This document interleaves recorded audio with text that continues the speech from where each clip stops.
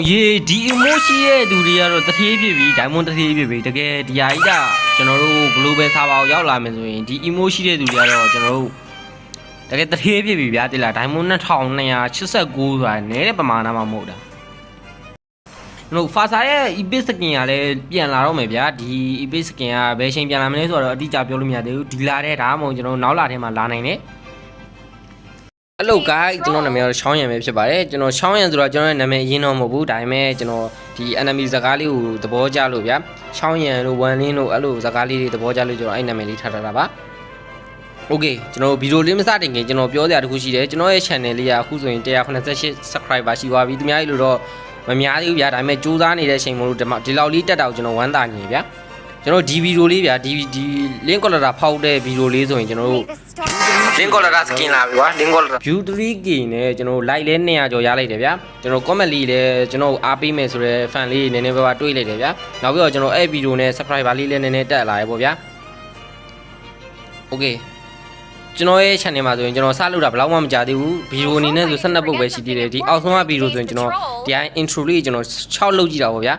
နောက်ပိုင်းမှာပဲကျွန်တော်ဒီ app server လေးပါလေးဖောက်ပြီးတော့ကျွန်တော် event လေးပါလေး live ပြီးတော့ပြတာပဲရှိရဗျာ okay ကျွန်တော် subscriber လုပ်ပေးသွားတဲ့သူတွေရော like လုပ်ပေးသွားတဲ့ညီကိုတွေရောအကုန်လုံးကိုကျွန်တော်ကျေးဇူးအများကြီးတင်ပါတယ် okay အဲ့ဒါဆိုကျွန်တော်အချိန်မစိုးကျွန်တော်ရဲ့ဗီဒီယိုလေးကိုစလိုက်ရအောင်ပထမဆုံးအနေနဲ့ကျွန်တော်တို့TikTok မှာတော်တော်များများပြောနေကြတဲ့လေးလံတင်တယ်ဆိုတော့ကျွန်တော်ဘလို့လဲဆိုတော့ကျွန်တော်သွားကြည့်လိုက်မယ်ဒီမှာဆိုကျွန်တော်တို့ဒီထိတ်နားလေးမှာဒီမှာလေးလံဆိုတဲ့စာလုံးလေးရှိတယ်အဲ့လိုကျွန်တော်နှိပ်ကြည့်ဗျာနှိပ်ကြည့်လိုက်မယ်ဆိုရင်ဒီမှာကျွန်တော်တို့တွေးရှိရမယ်ဆိုရင်ကျွန်တော်ဟို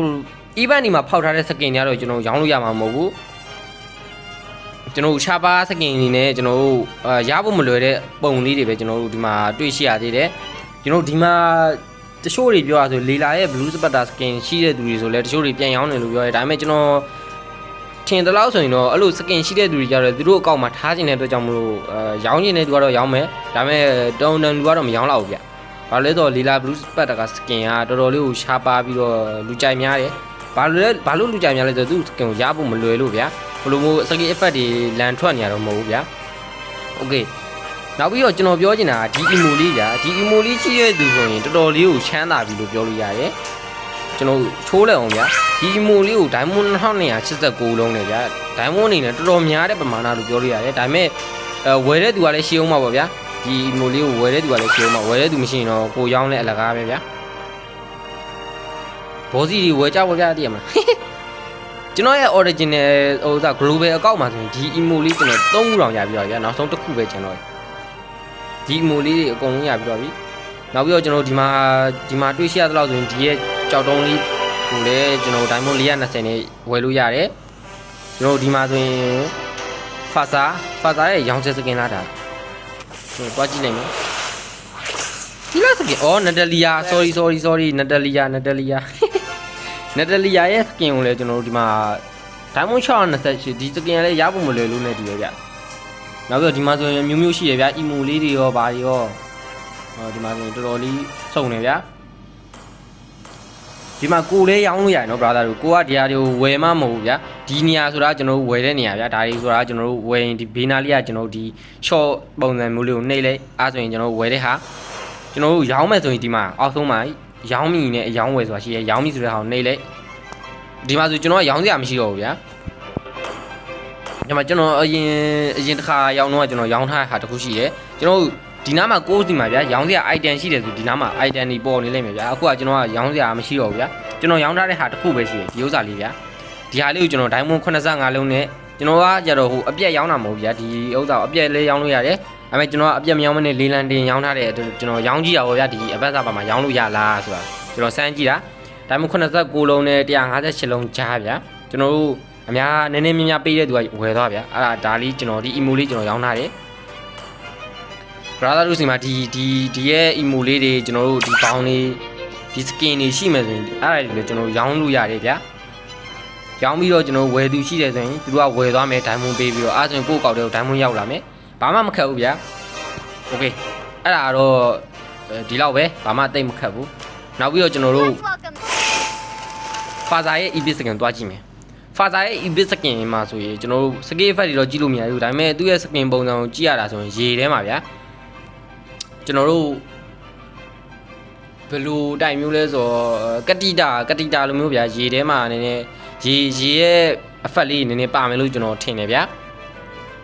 ဒီ skin ကိုကျွန်တော်တို့လိုချင်တယ်ဝယ်မယ်ဆိုရင်ကျွန်တော်တို့ Yo-Yo Pass အနေနဲ့ဆိုရင်ကျွန်တော်တို့ Diamond 349လုံးနဲ့ဝယ်လို့ရတယ်ကျွန်တော်တို့ Diamond 399လုံးနဲ့ပဲ349လုံးနဲ့ပဲဖြစ်ဖြစ် Diamond 999လုံးနဲ့ပဲဖြစ်ဖြစ်ဒီ Faza ရဲ့ EBIT skin ကိုရမယ်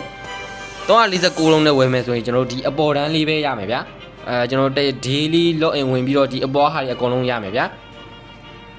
ဒီကျွန်တော်တို့ Diamond 999လုံးနဲ့ဝယ်မယ်ဆိုရင်တော့ဒီရဲ့ရောင်းချက် skin မှာရမယ်ရောင်းချက် skin နဲ့အတူအောက်က COE လေးတွေပါရမှာဗျာကျွန်တော်အနေနဲ့ record ban ပေးရမယ်ဆိုရင်တော့ကိုက diamond ရှိတယ်ဆိုရင် diamond 999လုံးနဲ့လည်းဝယ်တင်ပါတယ်ဗျာဘာလို့လဲဆိုတော့ကျွန်တော် COE ကဒါဆိုရင်150ဗျာ COE 150ပြန်ရတယ်ဆိုရင်ကျွန်တော်ဘာမှမကွာဘူးဗျာကျွန်တော်တို့ဘာလေးပို့သွားမလဲဆိုကျွန်တော်တို့အနေနဲ့ရောင်းချက် skin လေးရသွားမယ်ဗျာအဲ့ဒါလေးကနည်းနည်းပို့ပြီးတန်တယ်ဗျာဒါပေမဲ့ကိုက diamond မရှိဘူးဆိုရင်တော့ကျွန်တော် diamond 349လုံးနဲ့ပဲဝင်ပြီးတော့ဒီ Faza ရဲ့ EBIT skin ကိုယူလို့ရပါတယ်ကျွန်တော်တို့ကတော့ mid player မဟုတ်တဲ့အတွက်ကြောင့်မလို့တိတ်ပြီးတော့ယူမယ်ထဲတော့မပါဘူးဗျ။ Okay ကျွန်တော်တို့ဒီဗီဒီယိုလေးကဒီလောက်ပါပဲကျွန်တော်ရဲ့ဗီဒီယိုလေးကိုအဆုံးထိကြည့်ပြီးသွားပြီဆိုရင် like လေးနဲ့ subscriber လေးတွေလုပ်ပြီးတော့ဖို့ကျွန်တော်တောင်းဆိုချင်ပါတယ်။ TikTok ကကြည့်နေရဆိုလဲ like လေးနေပြီးတော့ဖို့ကျွန်တော်တောင်းဆိုချင်ပါတယ်ဗျ။ Okay ကျွန်တော်တို့ mobile လေးချက် diamond တွေ magic ချက်ကို diamond တွေနဲ့ PUBG ယူစီကျွန်တော် smile coin code တွေကျွန်တော် diamond တွေဝယ်ယူရမှာအသုံးပြုတဲ့ smile coin code တွေကျွန်တော်စီမှာလာပြီးတော့ထုတ်လို့ရပါတယ်ဗျကျွန်တော်ဈေးအနေနဲ့ဆိုရင်လည်းအသက်တာဆုံးကျွန်တော်လုပ်ပေးထားပါတယ်ဗျโอเคအဲ့ဆိုရင်ကျွန်တော်ဗီဒီယိုကဒီလောက်ပါပဲအားလုံးပဲပတ်ပါနောက်ဗီဒီယိုကြရင်ပြန်တွေ့ကြမယ်ကျွန်တော်ရှောင်းရမှာဗျ